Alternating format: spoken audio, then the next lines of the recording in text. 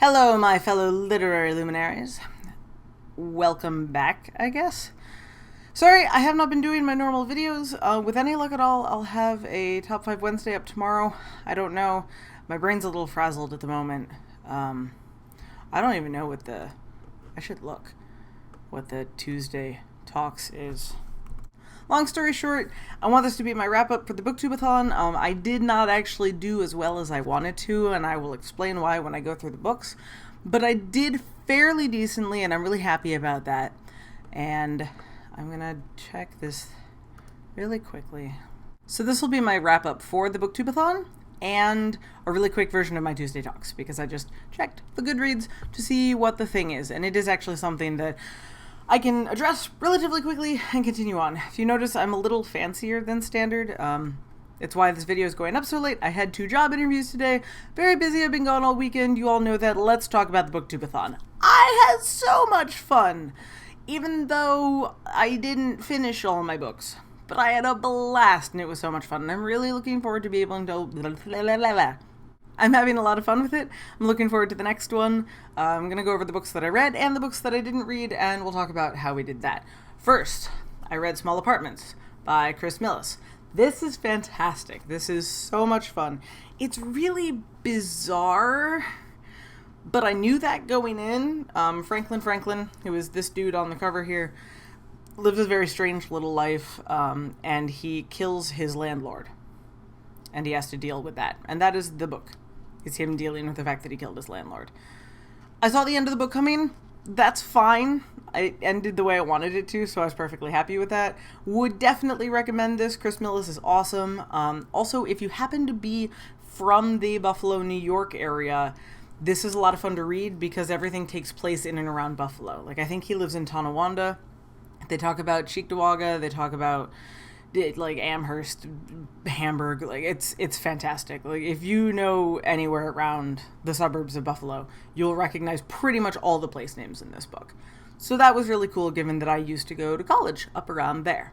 Next book, Linger, Maggie Stiefvater, number 2 of the Wolves of Mercy Falls trilogy. I'm really glad that book 3 is out of this, because it's not the most compelling story in the world, but I've gotten 2 books in. I'm invested in the characters. I want to know what happens. I knew something bad was coming. This whole book, I knew something bad was coming. I think I said it on my Goodreads or my Twitter or something. Something bad is waiting for me at the end of this book. And sure enough, something bad was waiting for me at the end of this book. And I really want to get Forever, so I find out how it ends. But not fantastic books, but they're fun. I really like Sam. Yes, I really like Sam. He's a lot of fun. He's a fun character. Introducing more of the new wolf pack. I don't know. I enjoy it. The characters are fun. I'm looking forward to seeing how the trilogy wraps up. I'm also really looking forward to seeing some of Maggie Stiefvater's other writing, because I just want to see how it compares and what I like, what I don't like, etc. So I think I gave this 4 stars on Goodreads. I feel like a whole bunch of books I read are like 3.5 stars. Like, I would recommend reading them, but they're not fantastic. But Goodreads won't let me do that. So I believe I gave it 4 stars. I've already checked one thing on Goodreads. I don't feel like checking another one. Let's talk about the next book. Snow Crash, Neil Stephenson. I don't know why I thought this book was not that dense. This is one of the books that really slowed me down. Because I thought it would go faster than it did. And it turns out there's a lot of stuff in here. And some of the portions go really, really slowly. A lot of the ones that are dealing with Hiro and sort of the specifics as he's talking to the librarian. But they were balanced nicely by all the YT scenes, and they were a lot more action-based. It's a little difficult to follow sometimes. There's a lot of information crammed into this. And that's fine. It was really, really interesting. There's some really excellent references in here. I think I marked at least one of them. Oh yeah, they mentioned Jesus Christ Superstar, and I'm a musical freak, so that was really fun. Really, really enjoyed this. It gave a really interesting view on the world and information and sort of the internet and all that jazz. But definitely recommended. I can't remember if I give this 4 or 5 stars. I want to say probably 4 just because it's a little tedious to get through in portions. But definitely worth it. Definitely worth checking out. Really, really enjoyed this book. I'll probably all have like proper reviews of these things. I may do a blog post tomorrow, I guess, of all the books that I read during the BookTubeAthon and just get it all down in writing when I'm a little more focused on what I'm doing. Now, last book I finished for the books, or no. I read, I can't put up the book, I may try and find a picture. I read Highs in the Low 50s by Marion Winnick. It's the only nonfiction book that I put in there. It was hysterical. I definitely rated it 5 stars. It's got really mixed reviews on Goodreads, because there's a lot of people that are like, wow, Marion lives a really dumb life. Why doesn't she realize that all these things are bad? But I've met Marion. I've watched her talk. You know, I've had a chance to have a conversation with her, and that's just kind of her personality. I don't know. I thought it was hysterical, laugh out loud funny. It really sounds like it could have come from someone closer to my age, and I know she's probably my parents' age. So definitely something I'd look into. I know I have some other books of Marion's on my shelves, and I will probably be getting to those on a later date, and I will let you know how those are going. But now, the last book that I read for the BookTubeAthon was Ready Player One by Ernest Cline. I loved this book. This may be the only book I don't put into my general review for the post or whatnot tomorrow, because I need to dedicate so many words to talking about this book. Not only because I thought it was really good, I thought it was well written, I thought it was a lot of fun to read, but also because I've seen so many reviews that clearly seem to miss the point. It's so very frustrating. So I have so many words about this book. But it's wonderful. It's one of the few books. I'm not huge in rereading books. I own a lot. I don't really know why.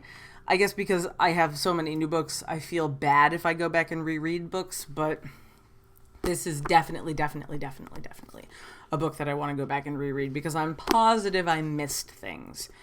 And there's so much in here that it's got to be really easy to miss things, but absolutely 5 stars. I will talk about it on my blog. I may end up making its own video. I don't even know. Ready Player One is awesome. Yeah. Now, there are 2 more books that were supposed to be read, and the first one that I started is The Night Circus by Erin Morgenstern. Yes, I got that right. I got 69, I can't count, 69 pages into it, and ended up stopping, not because of the book, but because I realized that I was getting carsick from reading. So I had to stop for a while, and then didn't try and read on the way home, which technically would have been the day after the BookTubeAthon ended, but I started reading it. I'm enjoying it so far. I really like the fact that there seem to be some chapters that are written, well, not chapters, but interludes written in second person. I think second person is a really interesting literary element that not a lot of people use, because it can be used so badly. But it stands out, it makes it different. I still think I'm too early in to make a proper assessment of what I think about this book. I'm a little iffy on it right now, but again, I'm only 69 chapters in, so I will let you guys know what I think about this once I finish it, but for right now, I'm not, can you even see my bookmark? It's right here. I'm not that far in, so I will get to it later, though. I'm bound and determined to read it. I've heard a lot of really, really good things about it, so I'm really hopeful. That being said, the last book, Gone Girl by Gillian Flynn, did not get read, because I didn't even finish Night Circus, so how could I have gotten to this one? I am still planning on reading it. It may not go immediately into my TBR, simply because it is a little dense. I just look at how small that text is. I know it's a little dense, I know it's a little dark, and I kind of want some lightness in my life. And I've got a whole bunch of other books to read. I've got at least 2 that I need to read for reviews. So Gone Girl may go back on the shelf for right now. I am still really determined to read it because I do want to see the movie, but I don't know if it's going to happen right now. So, 5 out of 7 isn't bad. 5 and a fraction isn't that bad for my first BookTubeAthon, especially since I was traveling. I'm sorry you guys didn't get to see any tipsy blog posting. It would have been really ridiculous. I was pretty silly through most of it, but I had a blast. I got a chance to see some people I haven't seen in a while. I didn't get all the wine that I wanted because my favorite winery sold out of my favorite wine before I had a chance to buy any bottles. However, I did get the bottle of theirs that I've been trying to get for about 1.5 years now, and I did get a brand new wine that they put out, so it will tide me over until I can figure out someone from the Finger Lakes of New York to go out to the wine cellar and buy me some. If you're out there and you live in the Finger Lakes, then, get in touch with me and I will let you know the deal. But that was a lot of fun. I had a blast. I was exhausted last night, otherwise I would have made this video then. This one's probably not even going to get edited that much. I don't know. It's been crazy. But my 2 interviews went well today. I probably won't hear about either of them for a couple of weeks, but I'll be sure to let you guys all know. So, going into Tuesday Talks. Tuesday Talks topic for today is, do you read beyond the point of enjoyment and why? And I'm glad that I read this because I remember being really confused by what that meant. Like, do I read more than I enjoy? Like, I couldn't quite figure it out, but someone else asked in the topics, and it basically means, do you read a book past the point that, you're not enjoying it anymore? Do you continue reading just to say that you finished it? And for a long time, my answer to this was no. If I wasn't liking a book, it was done. I wanted no part of it. It's why it took me so long to read Lord of the Rings. It took me a long time to read Lord of the Rings. And finally, the impetus was the movie was coming out, and my parents were huge Rings fans. And they're like, no, we're going to go see the movie. And I wanted to read the book beforehand. But I got to the Council of Elrond several times. Got to Weathertop more times than that and gave up. I was just so tired of all the nonsense. I couldn't figure out why everyone liked these books. And then eventually got past. And of course, that's when the action starts. So I'm super smart. It also took me, what did I figure, close to 15 years from when I first got my copy to when I finally read it, of The Golden Compass. That took me forever to get into. Until finally, basically, I got stuck at work in the middle of nowhere and didn't have anything better to do. And so I finally read it. And then I actually read the rest of the trilogy because I enjoyed it a great deal. And what those really taught me is that reading past the point of enjoyment will often get you to more better in the book. That's not always the case, I know, but it can commonly be. So at this point, yes, I will read past the point of enjoyment, simply because I hope to give the author a chance to redeem themselves in the later aspects of the book. Because it can be hard, especially if the book is an author's first novel. I've read a couple of my friends' first novels. They get very rocky in the beginning sometimes and often finish out much better. So I'm always willing to do that. That being said, even then there are some books that make me want to throw things. The Great Gatsby comes to mind. Anyone who knows me knows that I have a very mixed relationship with Great Gatsby. F. Scott Fitzgerald is a fantastic writer. He has wonderful imagery. I think he's brilliant at his craft, and I think The Great Gatsby is a pile of poop. Lo siento. But that's a topic for another blog. So, that's my wrap up for the BookTubeAthon. That is my Tuesday Talks video. I am so tired, but I've got some writing to do in the video to finish watching, and this thing to edit and post to all of you lovely people. So let me know, did you guys do the BookTubeAthon? How did you do? What did you think of the books? If you've got a video of your own, link me to it in the description. I will absolutely go check it out. And if you just did it for fun, then let me know in the comments. Did you read a book this past weekend? Tell me about your books. Share your books with me.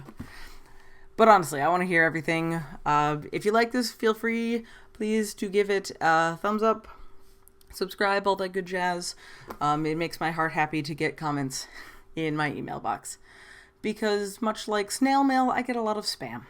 And spam is sad, and it breaks my heart. So you can mend it. This is cheesy. I'm gonna let you guys go. Thank you guys so much for watching. And with any luck at all, I will see you tomorrow. Bye!